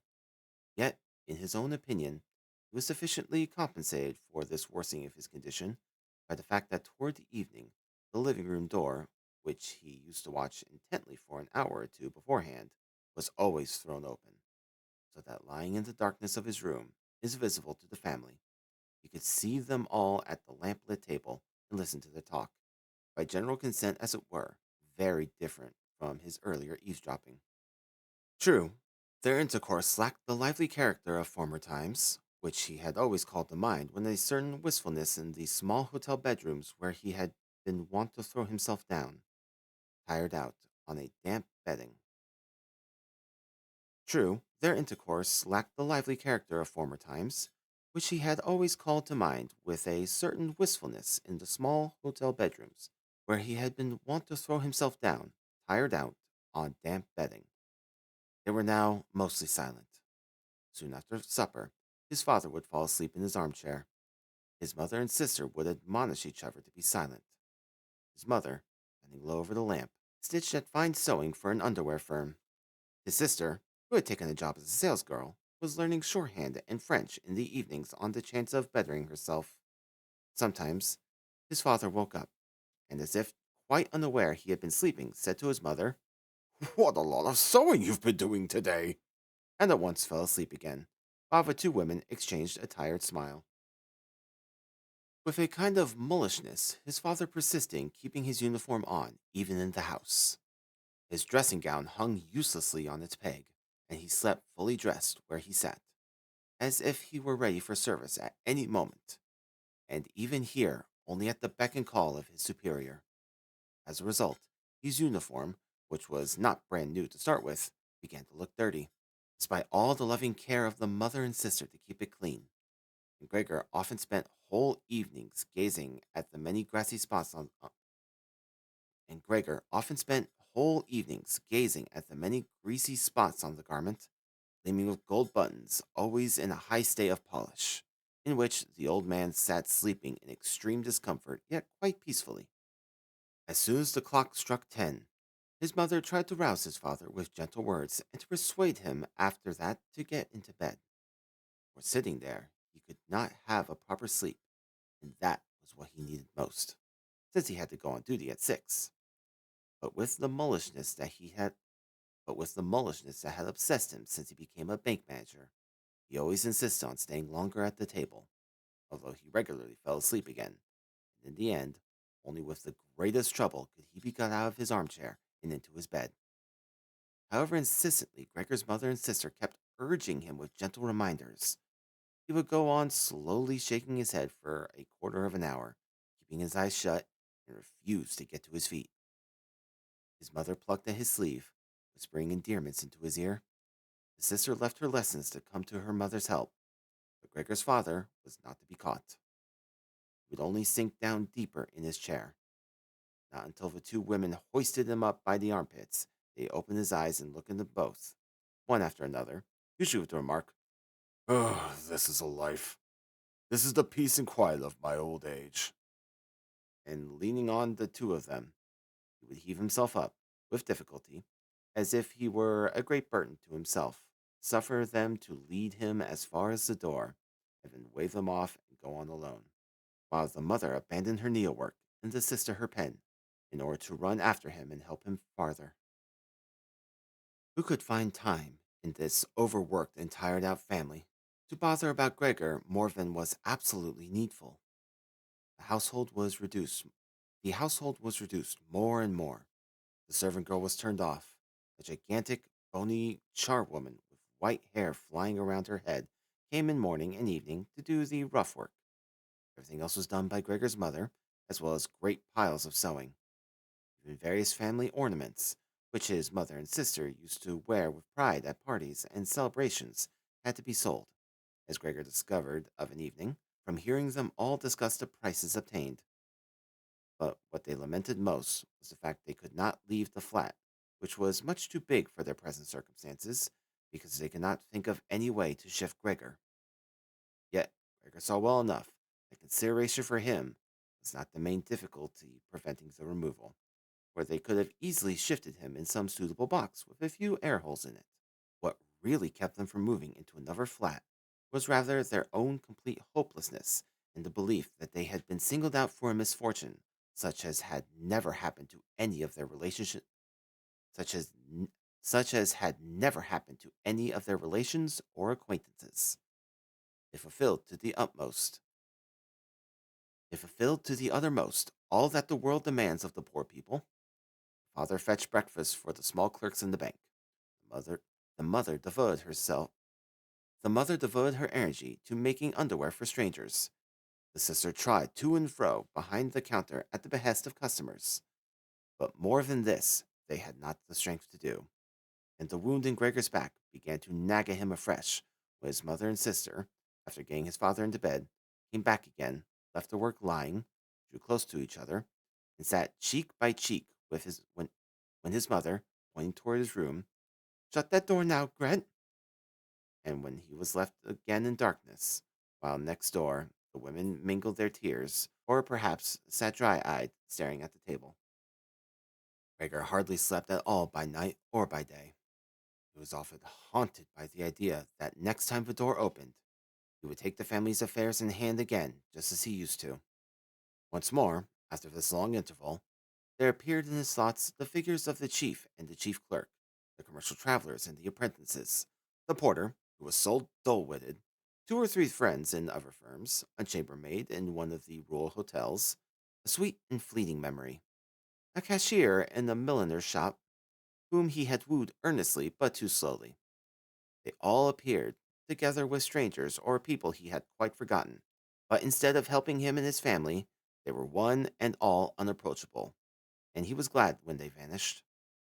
At other times, he would not be in the mood to bother about his family.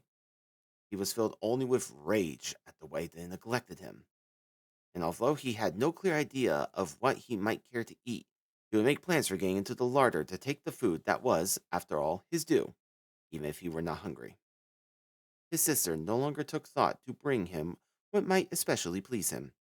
But in the morning and at noon, before she went to business, Hurley pushed into his room with her foot any food that was available, and in the evening cleared it out again with one sweep of the broom, heedless of whether it had been merely tasted or, as most frequently happened, left untouched. The cleaning of his room, which she now always did in the evenings, could not be more hastily done. Streaks of dirt stretched along the walls. Here and there lay balls of dust and filth. At first, Gregor used to station himself in some particularly filthy corner when his sister arrived, in order to reproach her with it, so to speak. But he could have sat there for weeks without getting her to make any improvement. She could see the dirt as well as he did, but she had simply made up her mind to leave it alone. And yet, with a touchiness that was new to her, she seemed anyhow to have infected the whole family. She jealously guarded her claim to be the sole caretaker of Gregor's room. His mother once subjected his room to a thorough cleaning, which was only achieved by means of having buckets of water. All this dampness, of course, upset Gregor too, as he lay widespread, sulky, and motionless on the sofa. But she was well punished for it. Hardly had his sister noticed the changed aspect of his room that evening than she rushed in high dudgeon into the living room and, despite the imploringly raised hands of her mother, burst into a storm of weeping, while her parents, her father had of course been startled out of his chair, looked on at first in helpless amazement. Then they too began to go into action. The father reproached the mother on his right for not having left the cleaning of Gregor's room to his sister, shrieked at his sister on his left that never again was she to be allowed to clean Gregor's room, while the mother tried to pull the father into his bedroom, since he was beyond himself with agitation. The sister, shaken with sobs, then beat upon the table with her small fists. Gregor hissed loudly with rage, because not one of them thought of shutting the door to spare him such a spectacle and so much noise. Still, even if his sister, exhausted by her daily work, had grown tired of looking after Gregor as she did formerly, there was no need for his mother's intervention or for Gregor's being neglected at all. The charwoman was there, this old widow, whose strong, bony frame had enabled her to survive the worst a long life could offer, by no means recoiled from Gregor. Without being in the least curious, she had once by chance opened the door of his room, and at the sight of Gregor, who, taken by surprise, began to rush to and fro, although no one was chasing him, merely stood there with her arms folded.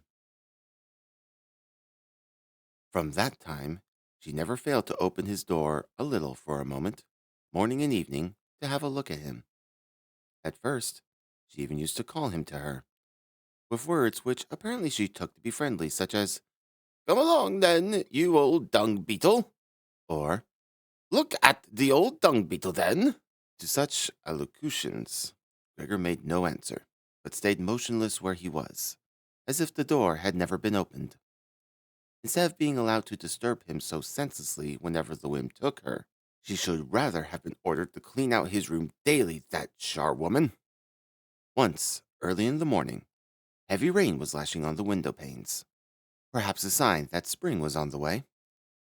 Gregor was so exasperated when she began addressing him again that he ran at her, as if to attack her, although slowly and feebly enough. But the charwoman, instead of showing fright, merely lifted high a chair that happened to be beside the door, and as she stood there with her mouth wide open, it was clear that she meant to shut it only when she brought the chair down on Gregor's back. So, you're not coming any nearer? She asked as Gregor turned away again, and quietly put the chair back into the corner. Gregor was now hardly eating anything. Only when he happened to pass the food laid out for him did he take a bit of something in his mouth as a pastime, kept it there for an hour at a time, and usually spat it out again. At first, he thought it was a chagrin over the state of his room that prevented him from eating. Yet, he soon got used to the various changes in his room.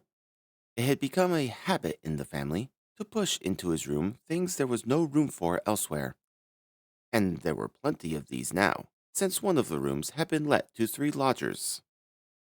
These serious gentlemen, all 3 of them with full beards, as Gregor once observed through a crack in the door, had a passion for order, not only in their own room, but, since they were now members of the household, in all its arrangements, especially in the kitchen. Superfluous, not to say dirty, objects they could not bear. Besides, they had brought with them most of the furnishings they needed.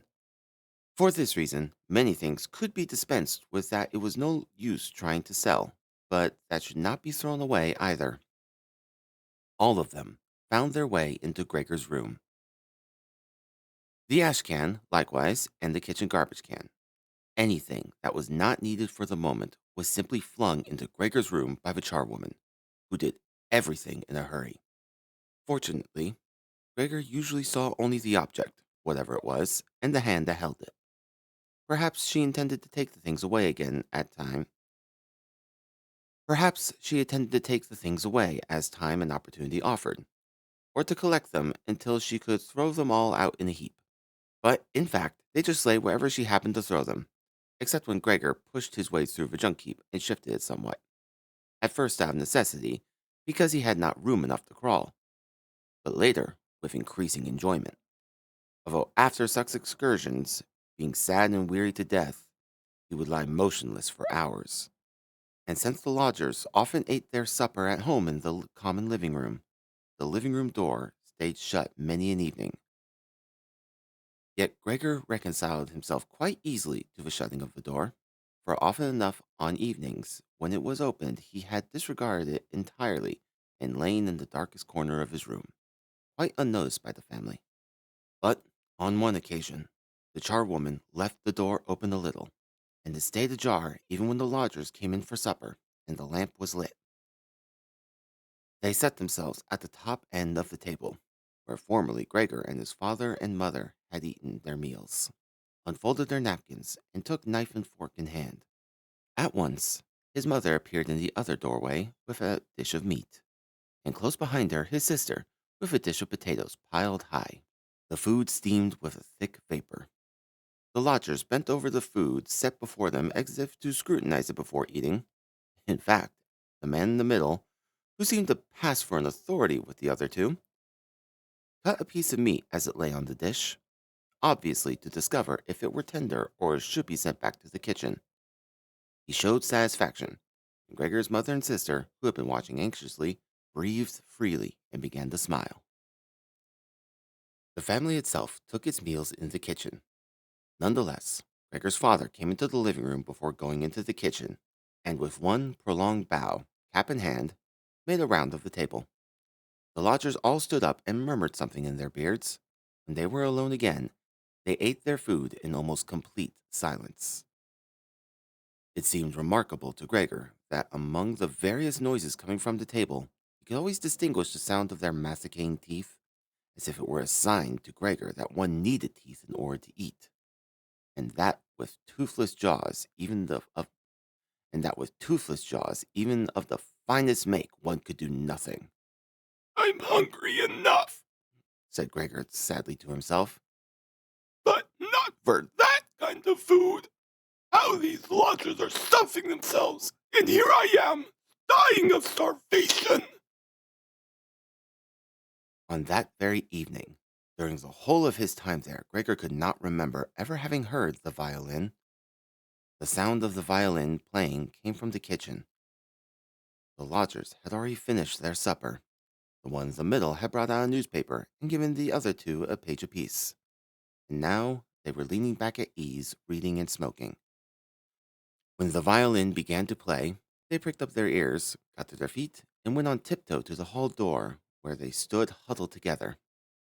Their movements must have been heard in the kitchen, for Gregor's father called out, "Is the violin playing disturbing you, gentlemen? It can be stopped at once." "On the contrary," said the middle lodger. "Could not Fraulein Samsa come and play in this room beside us, where it is much more convenient and comfortable?"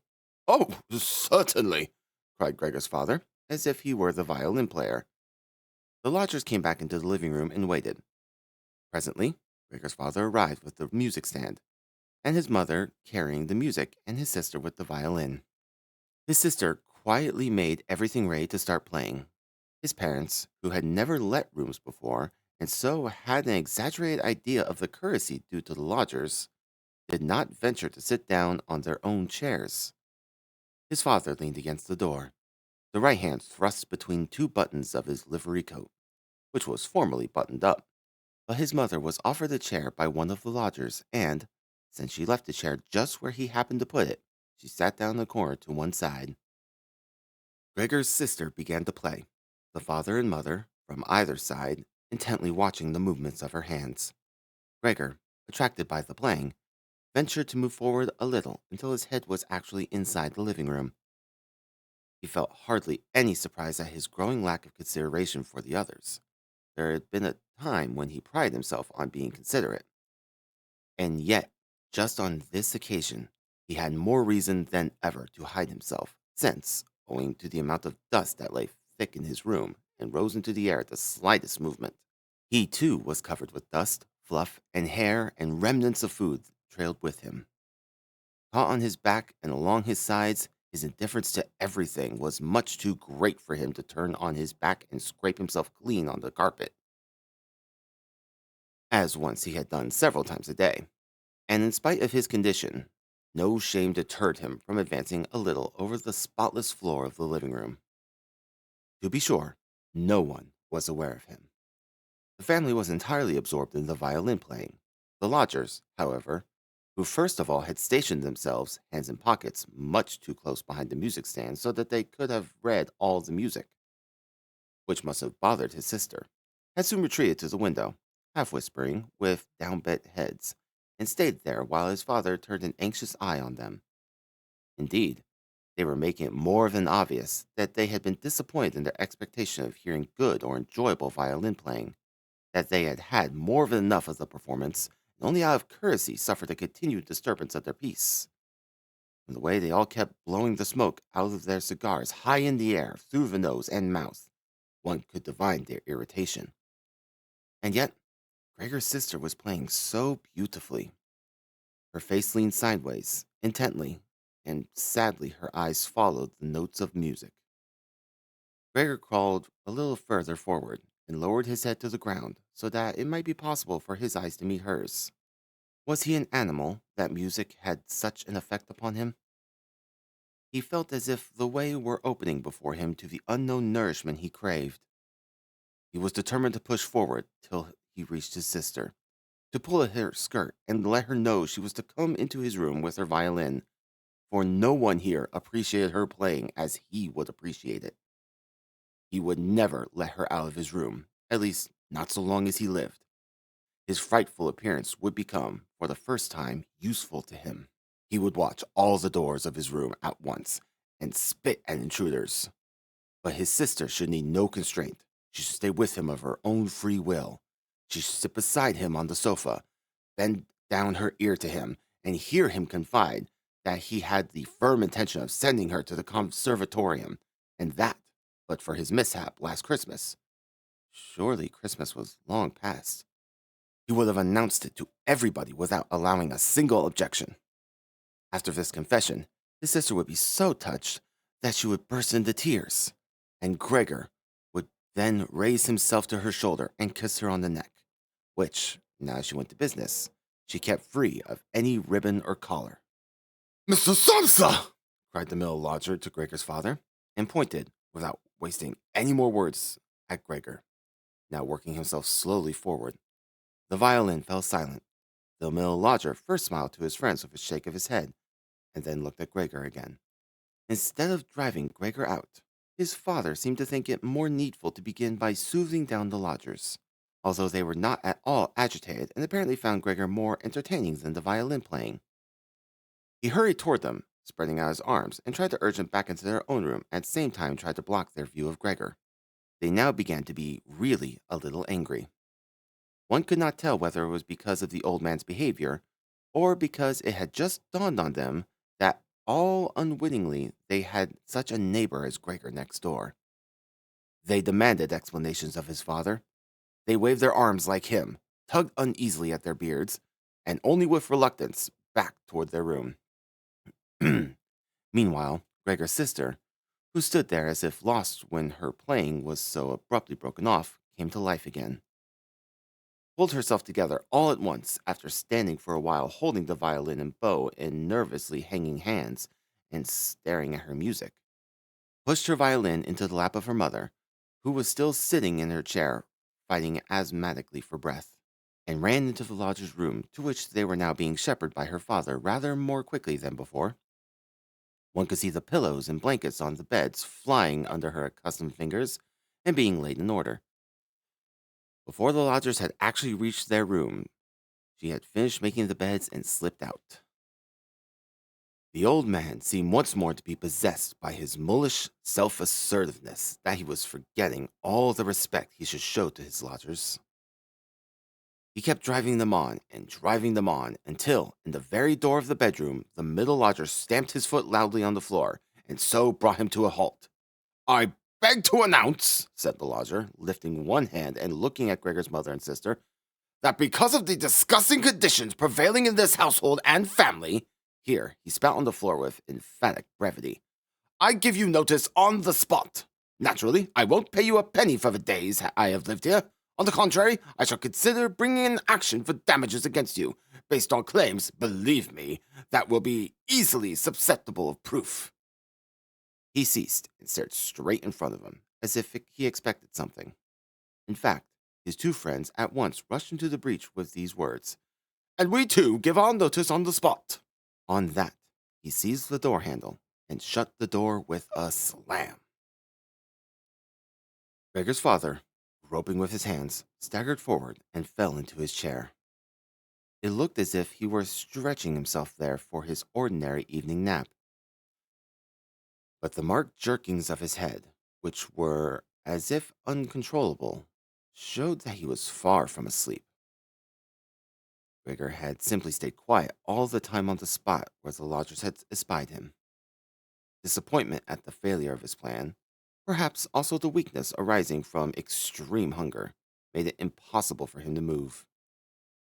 He feared, with a fair degree of certainty, that at any moment the general attention would discharge itself in a combined attack upon him, and he lay waiting. He did not react even to the noise made by the violin as it fell off his mother's lap from under her trembling fingers and gave out a resonant note. "My dear parents," said his sister, slapping her hand on the table by way of introduction, "things can't go on like this. Perhaps you don't realize that, but I do. I won't utter my brother's name in the presence of this creature. And so all I'll say is, we must try to get rid of it. We've tried to look after it and to put up with it as far as is humanly possible, but I don't think anyone could reproach us in the slightest." "She is more than right," said Gregor's father to himself. His mother, who was still choking for her lack of breath, began to cough hollowly into her hand with a wild look in her eyes. His sister rushed over to her and held her forehead. His father's thoughts seemed to have lost their vagueness at Gret's words. He sat more upright, fingering his service cap that lay among the plates that still lying on the table from the lodger's supper, and from time to time looked at the still form of Gregor. "We must try to get rid of it," his sister now said explicitly to her father, since her mother was coughing too much to hear a word. "It will be the death of both of you. I can see that coming. When one has to work as hard as we do, all of us, one can't stand this continual torment at home on top of it. At least I can't stand it any longer." And she burst into such a passion of sobbing that her tears dropped on her mother's face, where she wiped them off mechanically. "My dear," said the old man sympathetically, and with evident understanding, "but what can we do?" Gregor's sister merely shrugged her shoulders to indicate the feeling of helplessness that had now overmastered her during her weeping fit, in contrast to her former confidence. "If he could understand us," said her father, half questioningly. Gret, still sobbing vehemently, waved to show how unthinkable that was. "If he could understand us," repeated the old man, shutting his eyes to consider his daughter's conviction that understanding was impossible, "then perhaps we might come to some agreement with him. But as it is—" "He must go," cried Gregor's sister. "That's the only solution, father. You must try to get rid of it. You must try to get rid of the idea that this is Gregor. The fact that we've believed it for so long is the root of all our trouble. How can it be Gregor? If this were Gregor, he would have realized long ago that human beings can't live with such a creature, and he'd have gone away on his own accord. And we wouldn't have any brother, but we'd be able to go on living and keep his memory and honor. As it is, this creature persecutes us, drives away our lodgers, obviously wants the whole apartment to himself, and would have us all sleep in the gutter. Just look, father!" she shrieked all at once. "He's at it again!" And, in an access of panic that was quite incomprehensible to Gregor, she even quieted her mother, literally thrusting the chair from her, as if she were literally thrusting the chair from her, as if she would rather sacrifice her mother than to stay so near to Gregor, and rushed behind her father, who also rose up, being simply upset by her agitation, and half spread his arms out as if to protect her. Yet Gregor had not the slightest intention of frightening anyone, far less his sister. He had only begun to turn around in order to crawl back to his room, but it was certainly a startling operation to watch, since, because of his disabled condition, he could not execute the difficult turning movements except by lifting his head, then bracing it against the floor over and over again. He paused and looked around.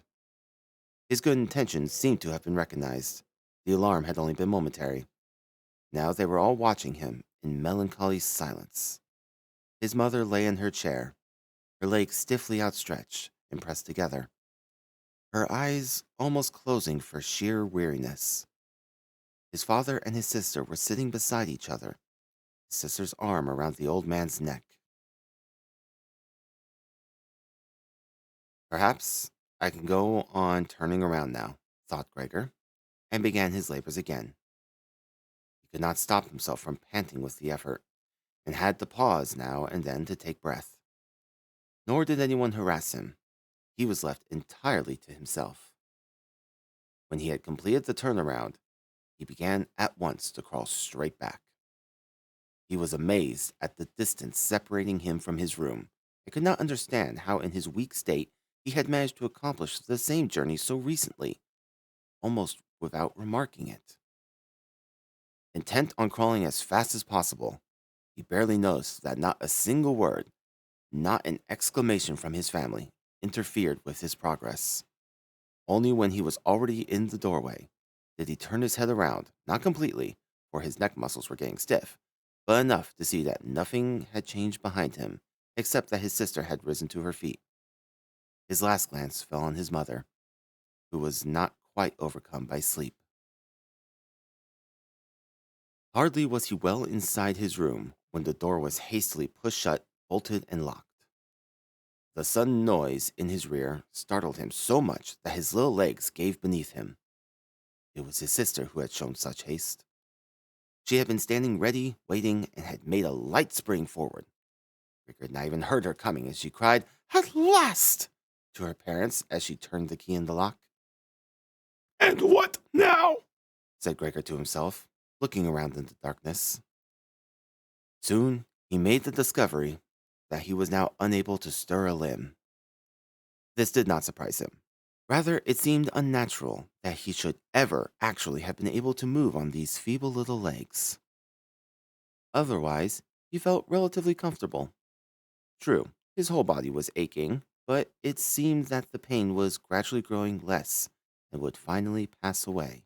The rotting apple in his back and the inflamed area around it, all covered with soft dust, already hardly troubled him. He thought of his family with tenderness and love. The decision that he must disappear was one that he held to even more strongly than his sister, if that were possible. In this state of vacant and peaceful meditation, he remained until the tower clock struck 3 in the morning. The first broadening of light in the world outside the window entered his consciousness once more. Then his head sank to the floor of its own accord, and from his nostrils came the last faint flicker of his breath. When the charwoman arrived early in the morning, what between her strength and her impatience, she slammed all the doors so loudly, never mind how often she had begged not to do so, that no one in the whole apartment could enjoy any quiet sleep after her arrival. She noticed nothing unusual as she took her customary peep into Gregor's room. She saw he was lying motionless on purpose, pretending to be in sulks. She credited him with every kind of intelligence. Since she happened to have the long-handled broom in her hand, she tried to tickle him up with it from the doorway. When that produced no reaction, she felt provoked and poked him a little harder. And only when she had pushed him along the floor without meeting any resistances was her attention aroused. It did not take her long to establish the truth of the matter, and her eyes widened. She let out a whistle, yet did not waste much time over it, but tore open the door of the Samsa's bedroom and yelled into the darkness at the top of her voice, "Just look at this! It's dead! It's lying here, dead and done for!" Mr. and Mrs. Samsa started up in their double bed, and before they realized the nature of the charwoman's announcement, had some difficulty in overcoming the shock of it. But then they got out of bed quickly, one on either side. Mr. Samsa throwing a blanket over his shoulders, Mrs. Samsa in nothing but her nightgown. In this array, they entered Gregor's room. Meanwhile, the door of the living room opened too, where Gret had been sleeping since the advent of the lodgers. She was completely dressed as if she had not been to bed, which seemed to be confirmed also by the paleness of her face. "Dead?" said Mrs. Samsa, looking questioningly at the charwoman. Although she would have investigated for herself, the fact was obvious enough without investigation. "I should say so," said the charwoman, proving her words by pushing Gregor's corpse a long way to one side with her broomstick. Mrs. Samsa made a movement as if to stop her, but checked it. "Well," said Mr. Samsa. "Now, thanks be to God." He crossed himself, and the 3 women followed his example. Gret, whose eyes never left the corpse, said, "Just see how thin he was. It's such a long time since he's eaten anything. The food came out again, just as it went in." Indeed, Gregor's body was completely flat and dry, as could only now be seen when it was no longer supported by the legs, and nothing prevented one from looking closely at it. "Come in beside us, Gret, for a little while," said Mrs. Samsa, with a tremulous smile. And Gret, not without looking back at the corpse, followed her parents into their bedroom. The charwoman shut the door and opened the window wide. Although it was so early in the morning, a certain softness was perceptible in the fresh air. After all, it was already the end of March. The 3 lodgers emerged from their room and were surprised to see no breakfast. They had been forgotten. "Where's our breakfast?" said the middle lodger peevishly to the charwoman. but she put her fingers to her lips and hastily, without a word, indicated by gestures that she should go on into Gregor's room. They did so and stood, their hands in the pockets of their somewhat shabby coats, around Gregor's corpse in the room where it was now fully light. At that, the door of the Samsa's bedroom opened, and Mr. Samsa appeared in his uniform, his wife on one arm, his daughter on the other. They all looked a little as if they had been crying. From time to time, Gret hid her face on her father's arm. Leave my house at once, Said Mr. Samsa, and pointed to the door without disengaging himself from the women. What do you mean by that? Said the middle lodger, taken somewhat aback with a feeble smile. The two others put their hands behind them and kept rubbing them together, as if in gleeful expectation of a fine set to in, which they were bound to come off the winners. I mean just what I say, Answered Mr. Samsa, and advanced in a straight line with his two companions towards the lodger. He stood his ground at first quietly, looking at the floor as if his thoughts were taking a new pattern in his head. Then let us go, by all means, he said, and looked up to Mr. Samsa as if, in some access of humility, he were expecting some renewed sanction for this decision. Mr. Samsa merely nodded briefly once or twice without meeting his eyes. Upon that, the ledger really did go with long strides into the hall. His two friends had been listening and quite stopped rubbing their hands for some moments, and now went scuttling after him, as if afraid that Mr. Samsa might get into the hall before them and cut them off from their leader.